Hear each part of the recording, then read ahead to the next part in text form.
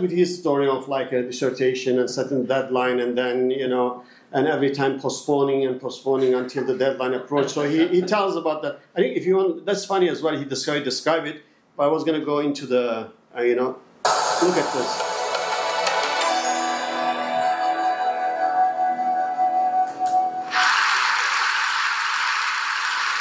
So in college, I was a government major, which means I had to write a lot of papers. Now, when a normal student writes a paper, they might spread the work out a little like this. You can understand it? Yes. Okay. So, you know, you get started maybe a little slowly, but you get enough done in the first week that with some heavier days later on, everything gets done and things stay civil. And I would want to do that like that. That would be the plan. I would have it all ready to go, but then actually the paper would come along, and then I would kind of do this. And that would happen every single paper. But then came my 90-page senior thesis, a paper you're supposed to spend a year on. I knew for a paper like that, my normal workflow was not an option. It was way too big a project. So I planned things out, and I decided I kind of had to go something like this. This is how the year would go. So I'd start off light, and I'd bump it up in the middle months. And then at the end, I would kick it up into high gear. It's just a little staircase. How hard could it be just walk up the stairs? No big deal, right? But then, funniest thing happened. Those first few months, they came and went, and I couldn't quite do stuff. So we had an awesome new revised plan. And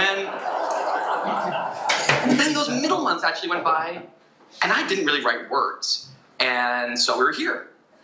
And then 2 months turned into 1 month, which turned into 2 weeks. And one day I woke up with 3 days until the deadline, still not having written a word. And so I did the only thing I could.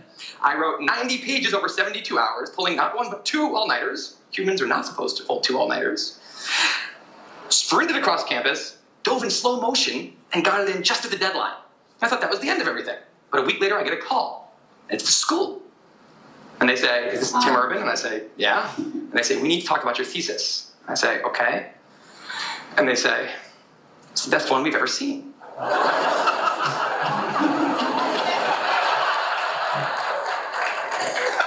That did not happen. It was a very, very bad thesis. I just wanted to enjoy that one moment when all of you thought, this guy is amazing. No, it was very, very bad. Anyway, today I'm a writer, blogger guy. I write the blog Wait But Why.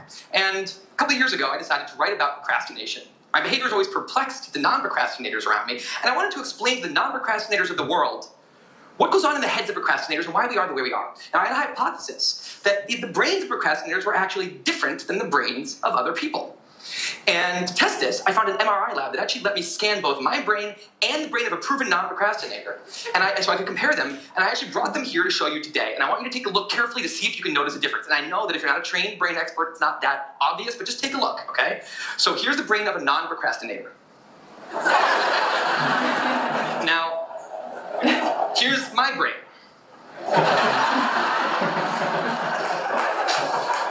There is a difference. Both brains have a rational decision maker in them, but the procrastinator's brain also has an instant gratification monkey. Now, what does this mean for the procrastinator? Well, it means everything's fine until this happens. So the rational decision maker will make the rational decision to do something productive, but the monkey doesn't like that plan. So he actually takes the wheel, and he says, actually, let's read the entire Wikipedia page of the Nancy Kerrigan-Tanya Harding scandal, because I just remembered that happened. Then we're going to go over to the fridge. We're going to see if there's anything new in there since 10 minutes ago. After that, we're going to go on a YouTube spiral that starts with videos of Richard Feynman talking about magnets and ends much, much later with us watching interviews with Justin Bieber's mom. All of that's going to take a while, so we're not going to really have room on the schedule for any work today. Sorry. Now, what is going on here? The instant gratification monkey does not seem like a guy you want behind the wheel. He lives entirely in the present moment. He has no memory of the past, no knowledge of the future, and he only cares about 2 things, easy and fun. Now, in the animal world, that works fine. If you're a dog, and you spend your whole life doing nothing other than easy and fun things, you're a huge success. And to the monkey, humans are just another animal species. He has to keep well slept, well fed, and propagating into the next generation.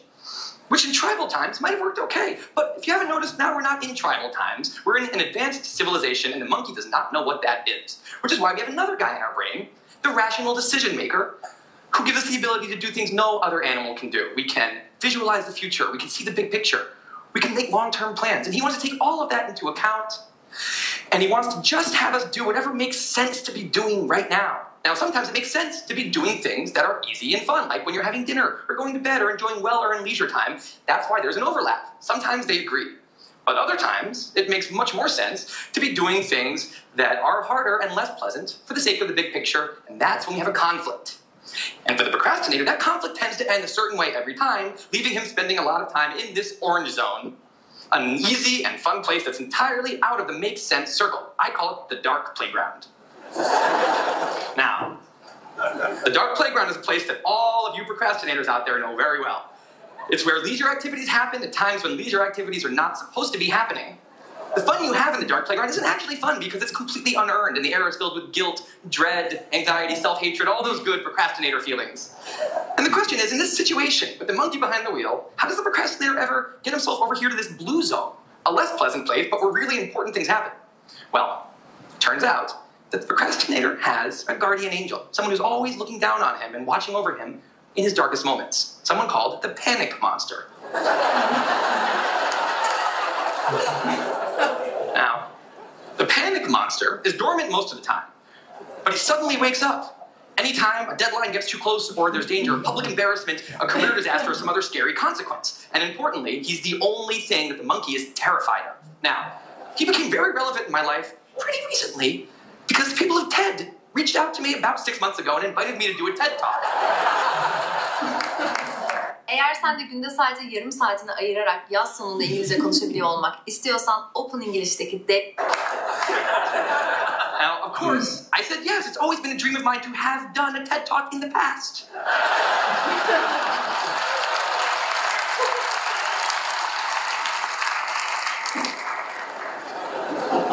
But in the middle of all this excitement, the rational decision maker seemed to have something else on his mind. He was saying, are we clear on what we just accepted? Do we get what's going to be now happening one day in the future? We need to sit down and work on this right now. And the monkey said, totally agree, but also let's just open Google Earth and let's zoom into the bottom of India, like 200 feet above the ground, and we're going to scroll up for 2.5 hours till we get to the top of the country so we can get a better feel for India.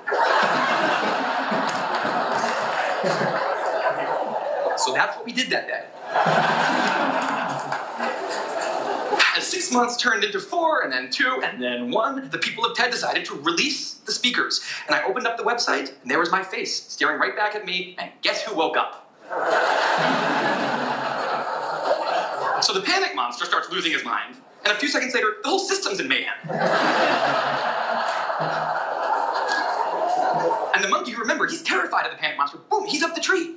And finally, the rational decision maker can take the wheel, and I can start working on the talk. Now, the panic monster explains all kinds of pretty insane procrastinating behavior, like how someone like me could spend 2 weeks unable to start the opening sentence of a paper, and then miraculously find the unbelievable work ethic to stay up all night and write 8 pages. And this entire situation with the 3 characters, this is the procrastinator's system. It's not pretty, but in the end, it works. And this is what I decided to write about on the blog just a couple years ago. And when I did, I was amazed by the response. Literally thousands of emails came in from all different kinds of people, from all over the world, doing all different kinds of things. These were people who were nurses and bankers and painters and engineers and lots of PhD students. And they were all writing saying the same thing. I have this problem too. But what struck me was the contrast between the light tone of the post and the heaviness of these emails.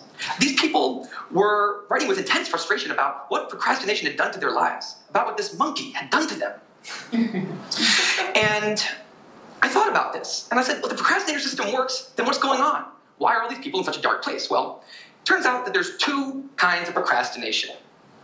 Everything I've talked about today, the examples I've given, they all have deadlines. When there's deadlines, the effects of procrastination are contained to the short term because the panic monster gets involved. But there's a second kind of procrastination that happens in situations when there is no deadline. So if you want to have a career where you want to be a self-starter, something in the arts, something entrepreneurial, there's no deadlines on those things at first, because nothing's happening at first, not until you've gone out and done the hard work to get some momentum, to get things going.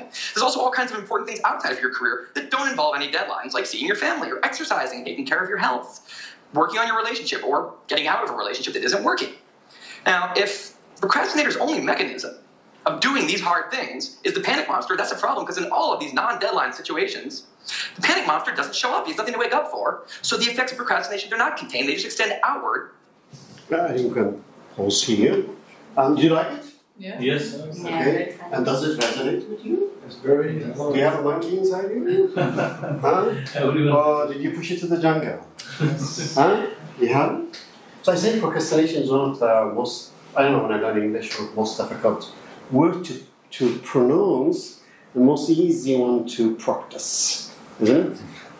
Right? Do you agree? Yes. It's very easy to procrastinate, isn't it? I feel like I never understood this behavior and the video was helpful. I don't do that. I don't know. You don't do you don't engage in procrastination? I mean, maybe on a very small level, but not really like a huge planner. I always do things way ahead in advance. Okay. Yeah. That's good. That means that in your case, who is in controlling the wheel? A rational decision maker, right? Yes. So the rational decision maker means that the mind is controlled, right? That's what you said. I'm a massive procrastinator. I just wanted to put it up there. But the thing is, someone asked me this question. They said, Muhammad, mashallah, we see that you're closer to Allah subhanahu wa ta'ala. Did someone die in your family? What's happening? I was like, no, I entered graduate school. You know, after I entered like PhD and masters and so on, the way for me to deal with the panic monster was a lot of salah, a lot of iman, a lot of whatever. So it worked. I'm just saying, you know, there's something good from the monkey and the panic monster. I think for me too, like a lot of this stuff that he's doing, like the Google scan of India and all this stuff, like it doesn't, like the stuff I'm doing now for my PhD is what's interesting for me. And so like for me to get kind of more wormholey with my actual work is what I do instead of, like I'm not really interested in like listening to Justin Bieber's mom's interview or whatever. Like it doesn't, I don't know. Like a question, do you follow news? Do I follow? Do you follow news? No. Memes. No. The news? No, I don't. I don't read the news because it hurts me like emotionally. Okay. Do you have social media accounts? I barely use it. Okay. How often do you check your email? Very not often. Yeah. That's good. I think There's actually a new problem they call precrastinator. I'm just going to use that label. There's a procrastinator, there's a precrastinator, someone who does things way more in advance just to get them out of the way. Do you feel like you're that category? Yeah. When I mark students and all that, I notice there's a gendered thing going on. So the precrastinators are 99% are women. Of course, you know. The men I see a lot of the procrastinators are the men. You know, men seem to wait for the final essay or whatever. And they throw everything, they give you the worst trash in the world. Yeah. But again, the key part here is that to really understand the human fitra and to see how you manage your life given the reality. So basically, I mostly teach MBA classes. MBA is about being manager. So in this case, what I tell my students, MBA students, the most difficult management job in the world is managing yourself. Yes.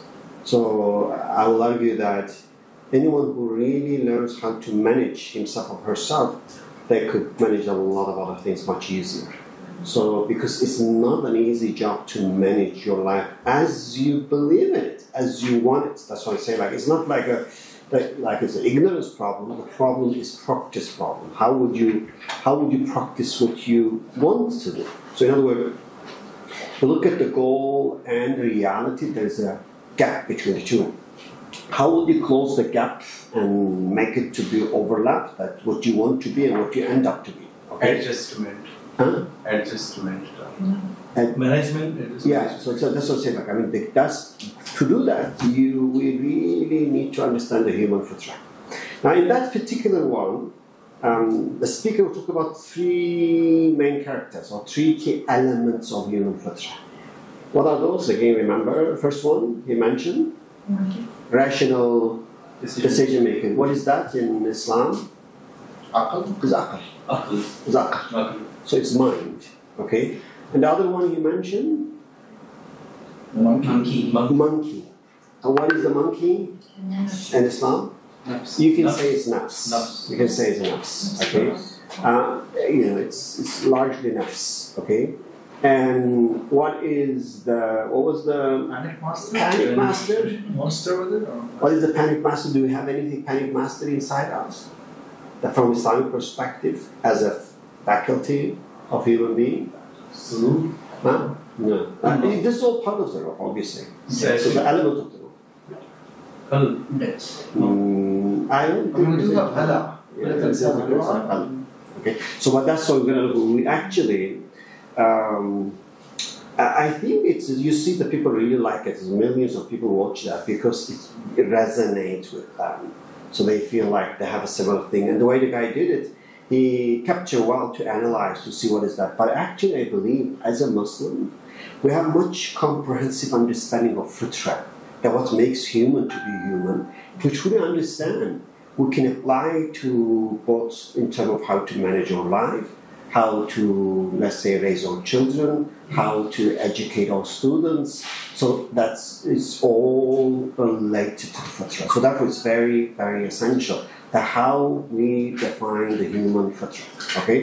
So again, I think you're giving two. What was it? The one we discussed. You gave at the beginning when you described. You gave free will. No. You talked about free will and the mind, I guess, right? So now again we add the free will. So we have the aql, the irada, that's free will, nafs. What else are the elements of human fitra you can mention? I work on that one, and in my model I have 7 major elements of the human fitra. So let's see whether you can catch them. What are the things? Nisyan, no, that's just basically that's what you forget. Shaitan is kind of external. It's within you, but it's not part of your fitra. It's a whispering you. It's like your companion, a bad friend. Okay. Because it's not your fitra, it's a bad friend, I guess. Tafakkur is the ability we do with the mind. When you use the mind, you do for a good way, you call tafakkur, or for reflection, you call tafakkur. I'm talking about the faculty. The heart. The heart, not the physical heart, the spiritual heart. The heart, qalb, is one of the most important one in Islamic understanding of fitra. So, do we have a heart in the Western sense about fitra? No. Do they have a concept of heart? What's the definition of heart? No, because so they do have something heart, but they actually consider something to be a source of emotion. Yeah. So the heart is associated with the love or hate. So they basically consider this as a source of emotion. But in Islam, it's not just emotion heart. Hearts, what is the most significant things for the heart in Islam? Thanks. Heart is how we define iman. Iman, you do the tongue and you do the tasdeeq by the heart. So you see the very definition of iman is not tasdeeq by aqal. It's tasdeeq bil qalb. Why? See? So you see that the qalb has iman is a kind of epistemic reality, is a type of knowledge. But in that case, knowledge is supposed to be aqal. But it's, go and look at like all, let's say, major scholars, the way they define iman. They define iman as a tasdeeq with qalb, not tasdeeq with aql. So in this case, like qalb has a role in understanding. Qalb has an epistemic importance in Islamic worldview. Okay. So we get qalb, what else? How many so far? We got 5, I guess, right? We get nafs, we get aql, we get irada, we get qalb. Is there fuad? I don't know, is that the same? Fuad is qalb. What was it? What as we talk about it? No, again, we get nafs, aql, no, but that's part of it. Nafs, aql, qalb, irada, what else? Jism, no, but jism is that we're talking about the shahwa? But that's come from nafs. It's come from nafs. That? Iman? No, iman is acceptance. No, there are still 3 more. That is not? Huh? The essence. Essence. Zat, you mean? That, yeah. Zat. But again, I think this is all the part of the Zat in a way. So we try to describe what is the essence, what are the elements. Like, it's like the human body, you have it, or human bodily organs, you can describe it. We try to see how we can describe the human spiritual faculty. Is awareness a part of it? Kashf and sir and... So let's see, I give it to you, the list. So it's actually... if you look at Ghazali is very deep on that one. You can see in Saada Kimiyya that he discussed in detail. Yeah. So that's so man arafa nafsahu faqad arafa rabbahu. The Sufi scholars, I guess you saw that, right? They really refer to that. But again, that is discussion, that is hadith or not. We're not looking. We're saying this is I think it's very true if you look at overall Quranic sense that what is the importance of the knowledge of the self. But whether it's hadith or not, that's debatable. That's we're not going to. So here's the analogy we use that. We say you can look at the human body like a RV, recreational vehicle. What will be the vehicle? Is the body. But the body has several residents, several travelers inside that. So, and again, it's like the guy was using the wheel. Which one is using the wheel? So essentially, in this case, when we say self, we're not talking in terms of singular. We're talking plural because there are multiple selves within the self. So in a secular one, when we say like in economics, when we say self-interest, we assume as if there's only one self and you just pursue yourself. But actually there are multiple dimensions of human beings. So therefore, interest of what? Are you following the animal interests? Are you following the interests of mind? Are you following the interests of ego? Are you following the interests of emotion? Moral, spiritual, they're different one. So this is the first publication I had is 2012.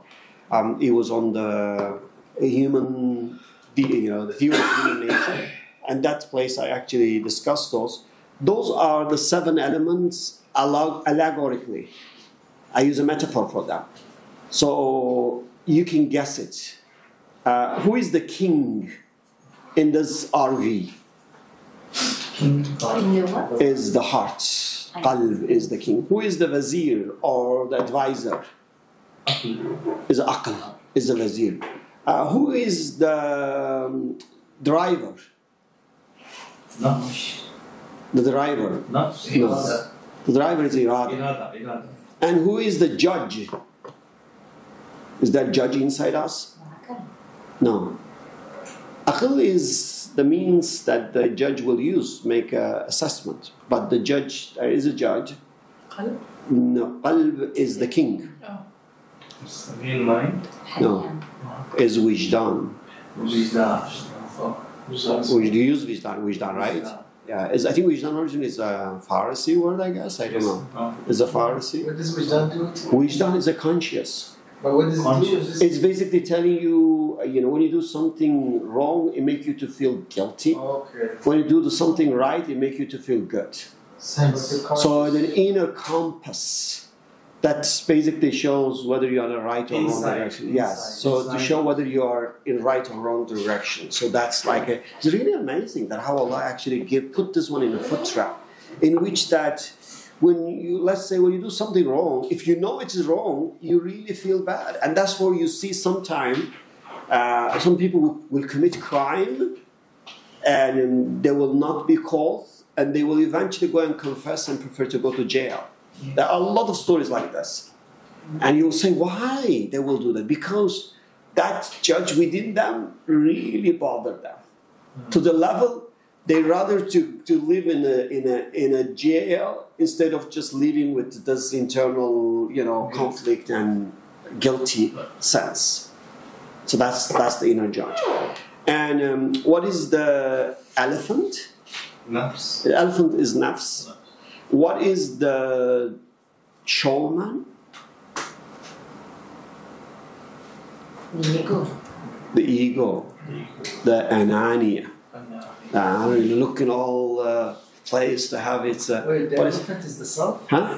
The elephant is the self? The elephant is the nafs. The nafs. Okay, I was like, why is this? No. What is the dog? Desire. The dog is quwwa ghadabiyya, the power of anger. Do you have the power of anger? Is this based on Ghazali or is this? It's mostly Ghazali and Nursi and Rumi actually. Okay. Those are the 3 sources I look at and when I came with that. Does it make sense? Would you add anything to that? The showman is the what? Showman is the ego, the anania that wants to show off. So how does this metaphor work together? It's like there's an elephant, there's a van. What's the story? Yeah, the story is that the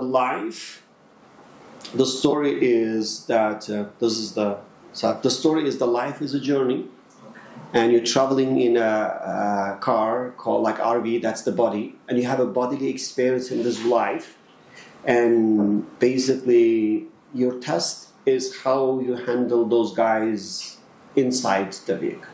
Okay. So first, obviously, you need to be aware of them. Second, you need to know how you're going to handle them. And then we define your happiness is how you manage them. Is not the destination, is how you handle those guys within you. So in this case, what are you doing? Are you trying to feed your elephant? Are you trying to feed the king? Are you trying to, again, if you see the metaphor we watch in that one, the guy was saying, like, the rational decision maker controlling the wheel. But who is actually controlling the wheel inside us?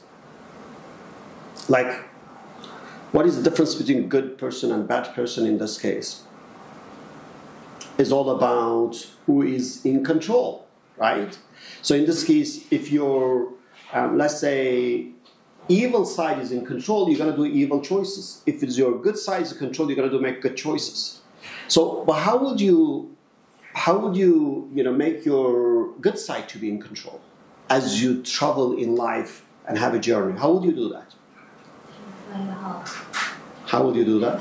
So there's like a story saying that a wise old man was talking to a young person, and he was talking about the life and the meaning of life. And the young guy, and he said, "Oh, young boy, life is very strange. I recognize that there are two competing things within you. One is commanding you to do good. One is commanding you to do the evil." And he was saying, like, life is all about who is in control of you. And the young man asked, who is in control of you in your life? To the wise person. And who has been in control of you in your life? Do you know what was his answer? What do you think could be the answer? What could be the answer for a wise, old man? Do you think he will say... His mind? No. He said, his answer was, he said, normally you would expect he will say, oh, the good guy was in control, right? He said, no. He said, whoever I feed end up controlling me. Which means that, if you feed your evil side, an evil side becomes stronger, and evil side will take control. If you feed the good side, your good side will become stronger, and good side will take the control. So it's not like you have it, so it's all about your choices, how you handle those elements of your fitra, how you feed them. So in this case, if there's a type of person that spend all the time and do something that feed your showman, feed your elephant, you don't really do anything to feed your heart, you do barely sometimes. Obviously, that side becomes stronger. That's going to affect you. So that's basically put the emphasis on the feeding side. But isn't there a level of consciousness to know what is, who and what are we feeding? Yeah, there is. Not only that, there is a guidance as well. Therefore, like in a way, if we look at it from Islamic perspective, so we get the guidance, and we're told, we're taught how to control. So in a way, if you really look at the Prophet's prophetic teaching, you see tarbiyah is one of the essential things. Tarbiyah is all about how you can control. It's not only ta'aleem that you gain a knowledge, it's a tarbiyah as well is very, very essential. So in that case, from Islamic perspective, you can say, when we have it, we reduce the scientific study to the empirical type of study. Empiricism is just one type, and it's actually very limited. So if you study, anyone read Husserl, Edmund Husserl? Have you read Edmund Husserl? The guy was a mathematician. He published a book with Russell, Bertrand Russell. Russell was a Nobel Prize winner. And they're called Principia Mathematica. And the guy was top of his field. But guess what? He was skeptic of mathematics as being certain knowledge. In other words, people say like, how can we be sure 2 + 2 = 4? Like, you know, that's the level of skepticism he had. And he did not trust the existing, let's say, secular one to do that. And what he did, he looked for an alternative. He came up with a whole new methodology called phenomenology. He is the founder of phenomenology, pure phenomenology.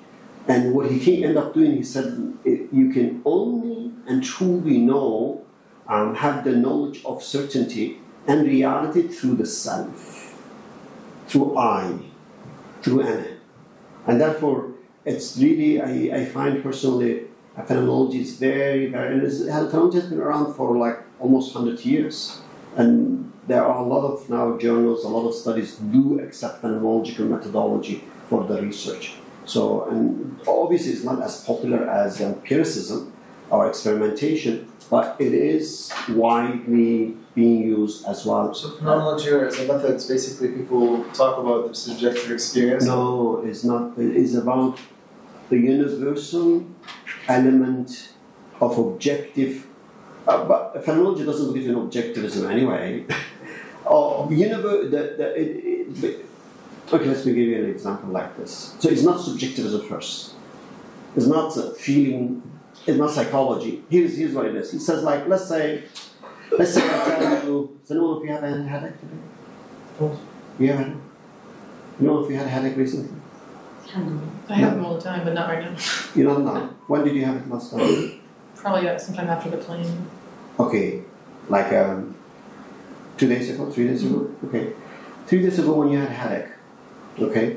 So let's say you decide to go to the doctor and they took you to all kind of doctors. They did all kind of tests, scanning, everything.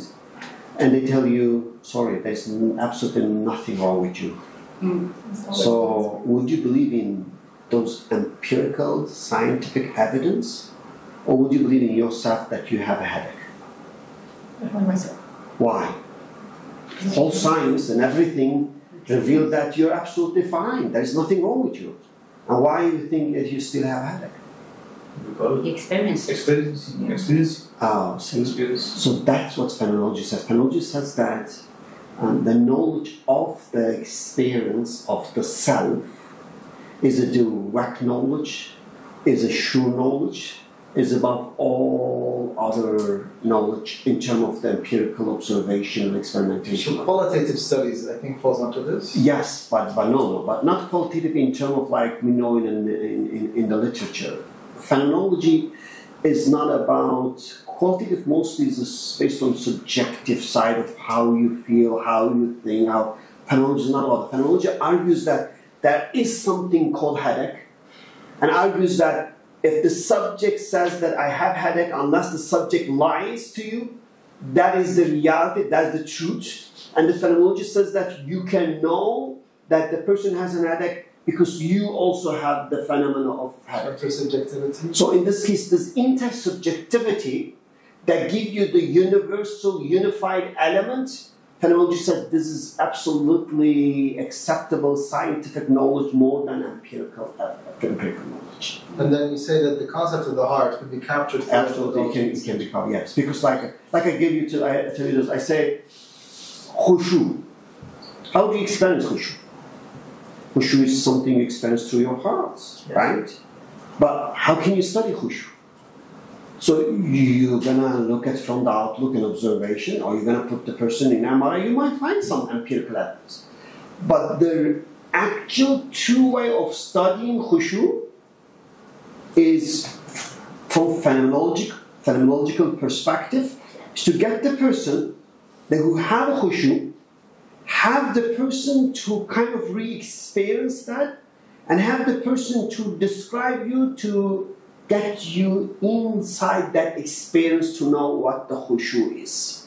And get the 1 person, 2 person, 3 person, 4 person, and then see what is the unified description of elements universally exist among them. Okay, so that's the khushu. That's what it does. It really, I believe, is one of very, very powerful tool particularly for many things that we as a Muslim try to study.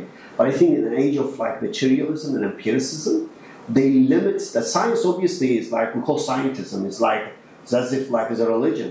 But meanwhile, they limit the science to the empiricism, and then therefore we kind of don't know what to do. Like I cannot empirically test that one. But meanwhile, I know it's really true. But how I'm going to say that if it's not? If I say it's from my experience, they're going to say it's subjective. So how I can make it this to be, let's say, so-called objective? Phenomenology doesn't believe in objectivism, by the way. But phenomenology says that every knowledge is a knowledge of subject. There is no subject-free, objective knowledge at all. It's a very interesting book. So there is a universal knowledge, but there is no objective knowledge. So I don't know if you've heard of the book Social Construction of Reality by Bernard and Lockman. So they're really interesting in the way they tried to create a methodology that basically was trying to do this, which is taking into account subjective experiences and the sense of intersubjectivity and connection between them, and then how they become objectified. And now I'm thinking, the concepts that we have from these models and so on, maybe actually get connected to these. I believe that phenomenology. I spent, I think almost 3 years. Most reading I was going to do, and I stopped doing it the last 2 years, I guess. For 3 years almost, most of the thing I was reading is just phenomenology. Because it's very difficult subject actually. It's really not easy, to penetrate. I read a lot of books, articles, tried to read on that different type of phenomenology. And obviously, when I say phenomenology, one thing I want to say from Islamic perspective, the secular phenomenology is absolutely not, compatible with Islam. The problem with phenomenology is it's excellent by bringing the self into the picture and give us another tool to do scientific study. But the problem, secular phenomenology thinks whatever is from self is from self. There's no other source. So in this case, it's actually making you to be Pharaoh, making you to be narcissist. So it's things like, it's you. And Islam you can't do that. So that's the main. That's why I say like Islamic or Tawhidi phenomenology should be different in the sense that whatever the self experience is actually a manifestation of the names of Allah within you. It's not you. It's like when I say I lift that one, I did it. In Islamic sense, you can't claim I did it. You don't have power to do that. So therefore, I cannot take credit for that one. Therefore, I will say Bismillah, which means with the power of Allah, I could do that. So when we say Bismillah is not a ritual, is the realization of the reality, how the reality works. So I have to start everything by saying Bismillah. The reason because I don't have any power to do myself. So Bismillah means with the power of Allah, with the will of Allah, with the knowledge of Allah, I'm going to do that. It's not mine.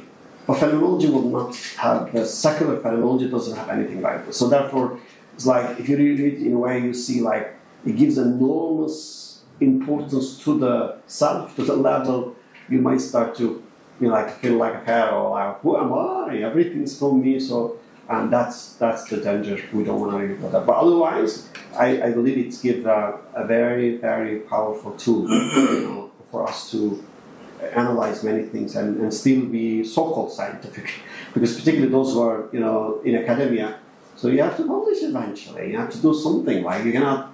So in this case, that it's publishing requires a certain methodology, and in that case, if you're in what you're interested cannot be empirically tested, so then you are like helpless. You don't know what to do. Okay. So I think that's methodology is very. Just a question, since we raised the issue of phenomena. And we'll go back to the topic. I'm sorry, I'm being the instant gratification monkey. I can't just throwing things at it. But I'm so yesterday, the topic of phenomenology showed up. We talked about the phenomena. And basically, the notion here is that there is no nomina within a Muslim framework. Like everything is a potential phenomenon. Because of the fitrah, we have this ability to recognize everything. Is that? Again, I think, I think like phenomena means that what is really appear to you. Phenomena is what is the essence out there. So it depends really how you look at that. But I think you can say, from Islamic perspective, the essence is the divine names, the manifestation of the divine names. So there is no nomena. You don't say there's nothing there. It's just our appearance. It's not that, I think. I think the nomena will be the manifestation of the divine names. But the phenomena is what appear to your eyes. Maybe. But the notion here is that they're all potentially discoverable by human beings. As an eye, to get. Yeah, I think through the eye you could do that. You can't have a nomena that's independent from human observation. No, you can't. I think that's so. Empiricism will say you can only know phenomena. You never penetrate the nomena. That means you can never know the reality. But I think that phenomenology does give us an ability to know this stuff. So again, we can say human is capable to be the best of the best and to be the worst of the worst of creation. And obviously, it's all about how we feed those faculties. Now, when you see kids eating mud or eating dirt, is it okay? What are you supposed to do as an adult? What would you think when you look at this? What should you do? Stop them. You punish them? It's No. cute, but No, what would you do? No, they're feeding on the Stuff. dirt. What would you do if your kids do that? What should you do? stop them. Okay, but then, what is the solution? Give them food. You need to understand why they do what they do. Why they do. Why they will feed on the dirt. Any idea? Because they don't know the No, because there is deficiency of something. What is deficient in their body? Calcium. Iron. Iron. There's iron deficiency. And the dirt is very rich in iron. So actually they do the right thing because their body need iron and therefore they go and actually feed their body by getting dirt. So what are we supposed to do as an adult if we are not ignorant? Rather than blaming or punishing them, we need to first analyze and understand. So there is deficiency, and that means, but obviously feeding on dirt is disgusting. It's not something good. But if we understand the problem, then we can offer the solution. What would be the solution? What is the solution? Provide them with iron. Another Irish food. Everything iron, right? Provide them with the food that's rich in iron, right? Provide them food that is rich with iron, right? That will solve the problem. Okay, now apply this to the people that are feeding their soul with the dirty, sinful thing. When you see them committing the bad things, what are we supposed to do in that case? What would you do if you see your kids or your students or your friends, they're actually doing something bad and you know it's bad, so what are you supposed to do? Diagnose the problem. What could be the problem if you use this analogy? What could be the... supposed to... time is running. So we just finished with that one. I think we'll give you the slides and we'll go from... We have to go there. So what would be the problem? How would you diagnose that? The problem is that they are seeking some pleasure and perhaps they don't know and they do not taste the pleasure in a right, clean way. So, and therefore they think the pleasure lies in the sinful, bad things. So in that case, we need to analyze to first, that's our fault, that we do not present the, let's say, the beautiful, nutritious, delicious, good things. That means we need to provide them the right things. As they feed themselves with the right things, they get the nutrition, they get the pleasure from that, they will stop doing other things. And one example for that is Nursi. When he was in prison, there was a festival and he saw from the prison window there were boys and girls dancing. and he reflects on them. But obviously their dance at that time, I think, much more innocent than what you're going to see when you go outside in Istanbul now. I think if Nursi were living this time, he will just sit down and cry all the time. Well, what he did, he saw those guys there, and he started crying. To the level, other prisoners heard his cry and came to him and said, "What happened?" And he said, "Leave me alone," and asked them to go. And after a while, when they asked him again, he said, "I reflect on their future, and I saw what is happening 50, 60 years from now to them when they get old and ugly, and when they die and start to get torture in the grave and hereafter, and then thinking they're not aware of the consequences of their choices now, I cry for their act now." So in a way, like, can you imagine you will cry for the bad choice of others because you say they don't know what they're doing, which means you feel compassion toward them, you want to help them, and you know they're making wrong choices, they are running to the fire, but they're not aware of that. So you don't blame them or you don't go and push them in the fire, you try to help them, at least you feel sorry for them. So that is the way that you will see when you really analyze and understand the human fitrah and see how you can treat them. But I think that's all. We're going to stop it here.